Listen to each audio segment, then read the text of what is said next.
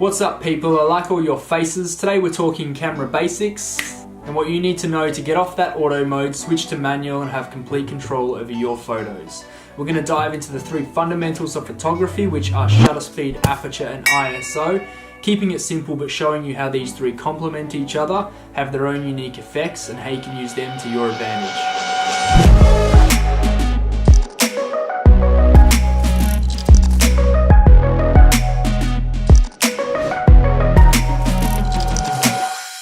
Shutter speed, what is it and how's it going to affect you? So shutter speed is the length of time the camera's shutter is open when taking a picture before closing again. Adjusting this setting is going to increase or decrease that period of time, and the slower the shutter speed, the more light is going to get into that sensor. So this speed is going to have two different effects on your picture, the first of them being the brightness of the image, which is obviously because of the amount of light getting into that sensor, and the second one is how much motion blur is going to be introduced into that picture. So let's look at a picture with some motion in it, taken with a fast shutter speed of say 1/160th of a second. As you can see, the action has been frozen and the image is quite nice and sharp. But let's look at that same photo again with a shutter speed of say 1/60th of a second. Alright, so looking at that picture again, you can see that the slower shutter speed has caused motion blur in those moving parts. So that's because the shutter is open for longer, capturing that movement before closing again. That example is not something that you generally want, unless of course that's the look you're going for. An example of where you could use a slow shutter speed effectively is at night time and capturing any sort of moving light, like the taillights of moving cars, which can turn out something like this.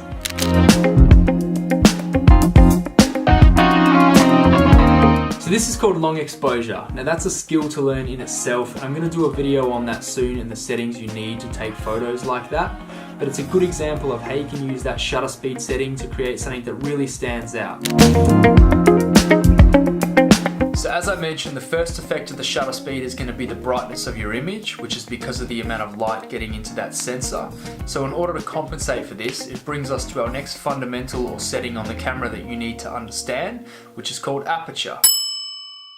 Now essentially what aperture is an adjustable hole within the lens that is also able to control how much light it's going to get in and hit that sensor.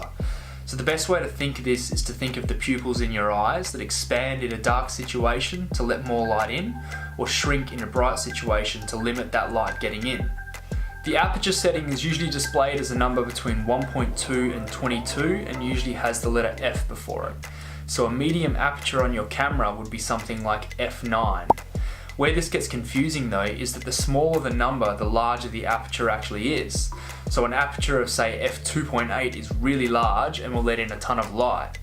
Where this comes in handy though is that if the shutter speed is causing your image to be too bright or too dark, you can compensate for this brightness by adjusting the aperture and result in a properly exposed image. The second effect caused by playing with the aperture, and something I love and consider to be extremely effective in your photos, is what we call depth of field. So what you can actually do is alter the depth of field, making it quite shallow and really isolating that subject, or you can make it really deep and capture all the details of say like a landscape shot. So we'll look at two examples of the same photo, the first with a really small aperture of say f14 on your camera. As you can see, it's quite sharp and captures all the details of the foreground and the background due to the large depth of field. But let's look at that photo again with a wider aperture and a shallow depth of field of something like f3.5. So this time the subject being myself really stands out a lot more and is really isolated with that background starting to melt away. Like I said, it's an effect that I really like and is something that can take your photos very quickly to that next level. Last but not least, the third setting on your camera you should learn and understand is your ISO. This one's quite simple because the best way to think of it is like artificial or fake light. What it actually is the sensitivity of your camera's sensor to light. So by increasing the ISO setting, essentially you're brightening up your image. So let's say you've adjusted the shutter speed and your aperture to suit, but the picture's just a tad too dark, you can boost up that ISO to compensate. There is one downfall to this however. The more you increase your ISO, it's going to introduce noise and create a grainy image.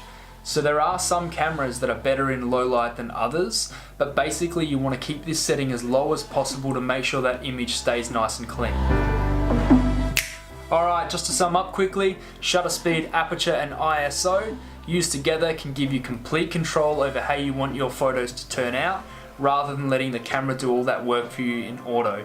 I encourage you to get out there, switch to manual and start playing around with those settings, because the only way to learn and get better at something is to practice. So that's it for this video today, guys. I hope you've taken something away from this, and if you'd like to see more of this sort of thing, please like and subscribe. I'll be forever grateful, and I will see you very soon. Peace.